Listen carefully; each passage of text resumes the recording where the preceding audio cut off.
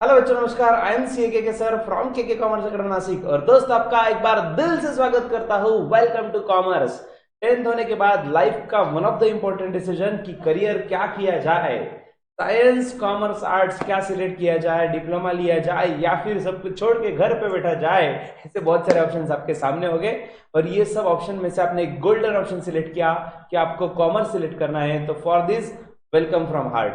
तो students, heart से welcome इसलिए क्योंकि आपको बहुत सारी चीजें पता चलने वाली है कि आप कितने लकी हो। कॉमर्स सेलेक्ट किया तो आपको क्या क्या मिलने वाला है ये तो हम डिटेल में देखेंगे, बट फिलहाल आज का जो सेशन है वो है रिलेटेड टू सिलेबस ओवरव्यू।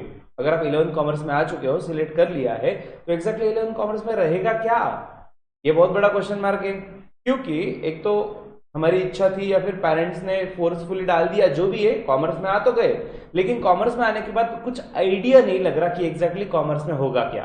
क्योंकि जो 10th तक के सब्जेक्ट की अगर बात करें, मतलब स्टेट बोर्ड के लिए, सीबीएसई के लिए बोल रहा हूँ मैं बेसिकली।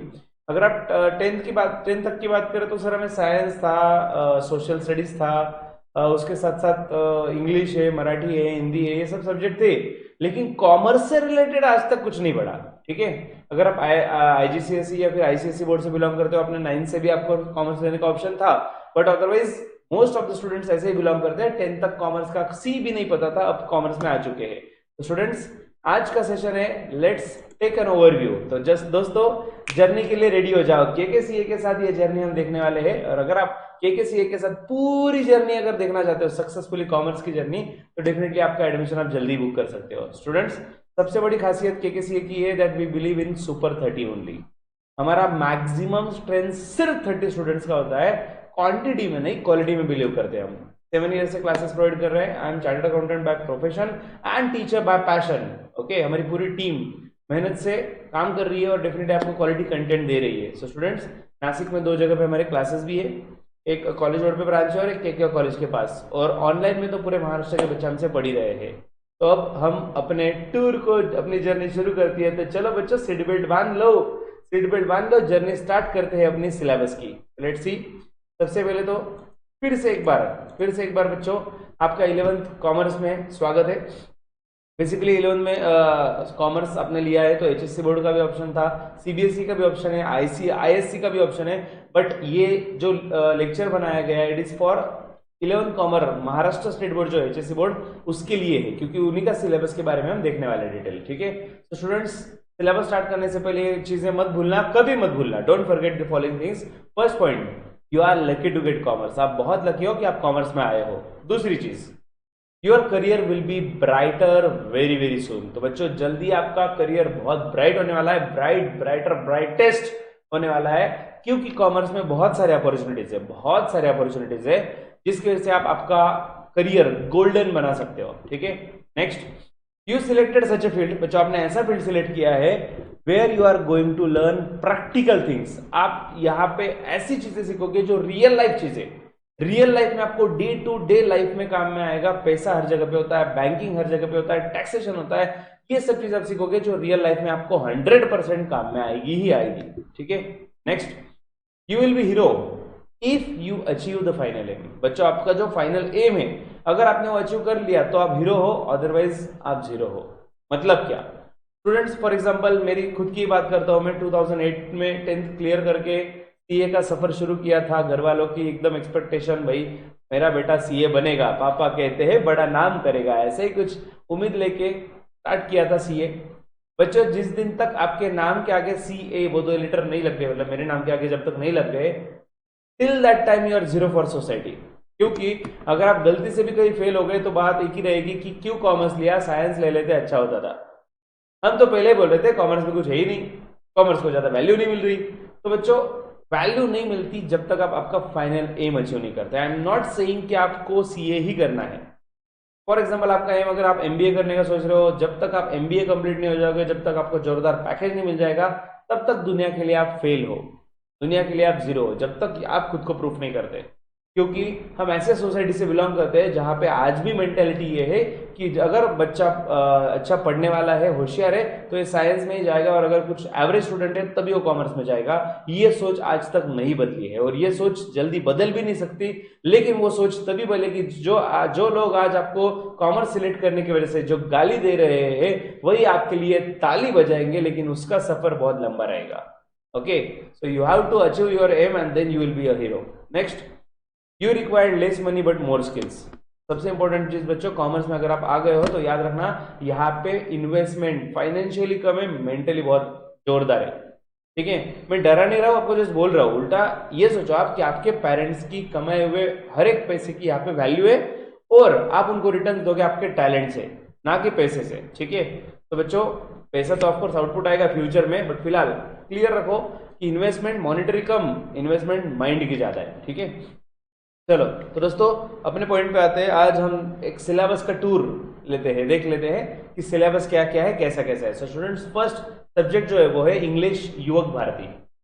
इंग्लिश सब्जेक्ट मतलब सिंपल भाषा में जो हमने इसके पहले भी पढ़ा हुआ है। अरे इसके पहले कब? अरे बचपन से, नर्सरी से, केजी से पढ़ते आ रहे हैं यार। इंग्लिश सब्जेक्ट हर स्टैंडर्ड में होता है।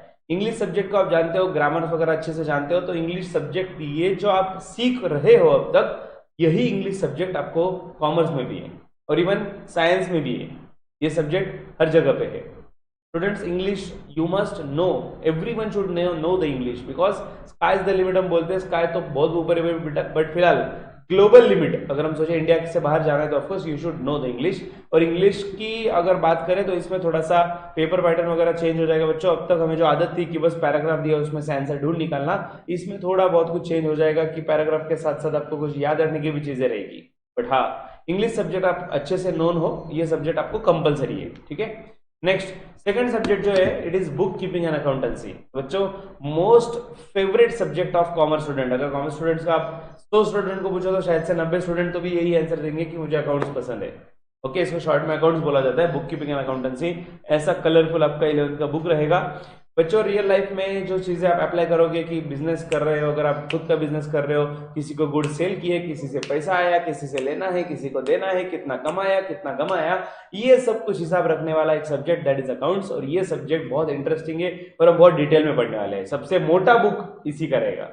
साइज में अगर आप नंबर ऑफ पेजेस में देखो ना तो सबसे मोटा एकदम जोरदार डबल वेट, ट्रिपल वेट, बाकी सब्जेक्ट के 3 टाइम्स वेट इसका रहेगा। ये हेवी वाला बुक है, बट डरने की बात नहीं है, कंटेंट एकदम नॉलेज भर भर के दिया है। Third subject is OCM, that is organization of commerce and management. Students, organization of commerce and management, तो ये बेसिकली बिजनेस ओरिएंटेड सब्जेक्ट है। इसमें आपको बिजनेस करने के बारे में सिखाया जाएगा कि ट्रेड क्या होता है, प्रोफेशन क्या होता है, बिजनेस के प्रिंसिपल्स क्या होते हैं, बिजनेस कैसा मैनेज करना है। तो it is practically related to business.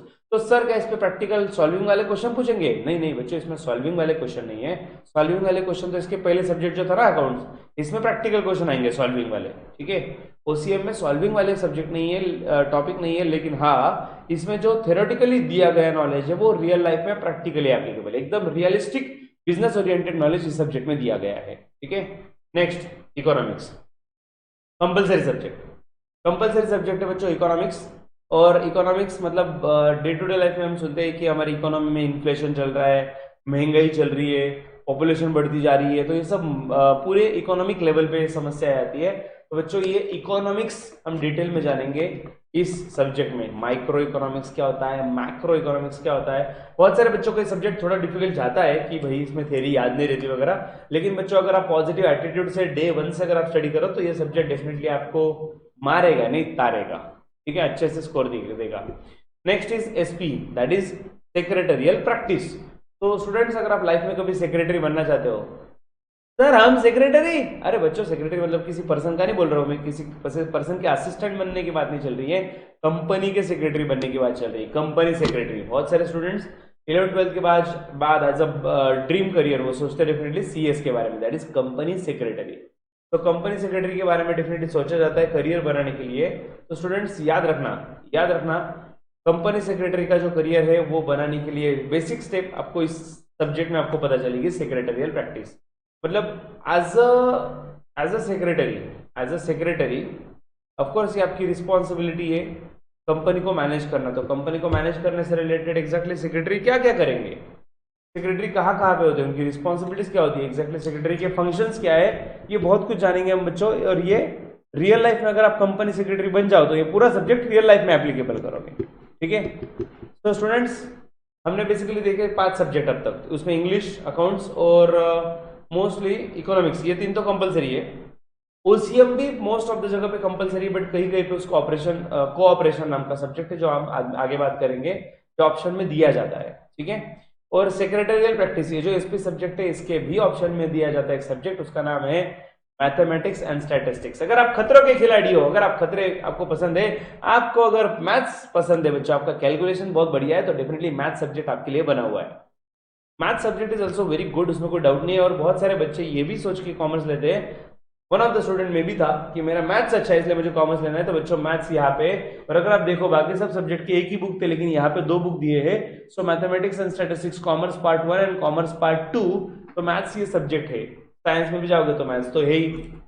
तो सर हमें तो मैथ्स से पंगा छुड़ाता था इसलिए कॉमर्स में आए, तो अगर ऐसा केस है आपका तो डेफिनेटली आपको कॉमर्स में एसपी ऑप्शन है, मतलब इसको ऑप्शनल सब्जेक्ट एसपी है, सेक्रेटरियल प्रैक्टिस, तो मैथ्स ना लो तो भी काम हो जाएगा।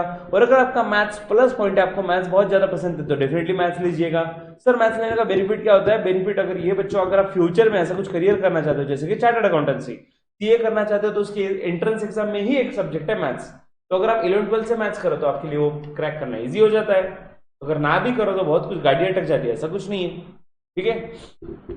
यस, और मैथ से और कैलकुलेशन से याद आया बच्चों, सिर्फ 11th-12 पूरे कॉमर्स में सिर्फ 11वीं और 12वीं ऐसे 2 ही स्टैंडर्ड है जहां पे कैलकुलेटर अलाउड नहीं होता। एक बार 12th क्लियर हो जाओ, कैलकुलेटर हर जगह पे अलाउड होता है, ठीक है, हर एग्जाम में हर लेवल पे अलाउड होता है। नेक्स्ट सब्जेक्ट जो है वो है IT, that is information technology. Students अगर आपके कॉलेज में आईटी सब्जेक्ट है तो आप खुद को फॉर्चुनेट समझिए, बहुत बढ़िया सब्जेक्ट है इंफॉर्मेशन टेक्नोलॉजी, जिसमें कोडिंग, ऐप डेवलपमेंट वगैरह बहुत सारी चीजें सिखाई गई है, वेबसाइट डेवलपमेंट, जो रियलिस्टिक है और आज के डेट में जरूरी भी है। ओके, इसमें प्रैक्टिकल भी होते हैं, मतलब इवन आपके कॉलेज में अगर आईटी लैब होगी तो वहां पे आपको प्रैक्टिकल भी करवाया जाता है, और बहुत कम कॉलेज में सब्जेक्ट मिलता है इंफॉर्मेशन टेक्नोलॉजी। बेसिकली अगर हम देखें तो बहुत बार ऐसा होता है, मतलब ये ऑप्शन में, हाँ ये किसके ऑप्शन में होता है ये बता दूं, तो बच्चों ये नॉर्मली लैंग्वेज के ऑप्शन वाला सब्जेक्ट है, लैंग्वेज के लिए ऑप्शनल सब्जेक्ट है, ठीक है। तो सर लैंग्वेज मतलब इंग्लिश, अरे नहीं नहीं, इंग्लिश तो कंपलसरी है बच्चों। जैसे ऑप्शन में आपको मराठी भी आ सकता है, Marathi, Hindi, Urdu, French, German, Spanish, ऐसे बहुत सारे लैंग्वेज के ऑप्शंस दिए जाते हैं रिस्पेक्टिव कॉलेज के अनुसार, बट उसी के लिए ऑप्शन आईटी भी हो सकता है, इंफॉर्मेशन टेक्नोलॉजी।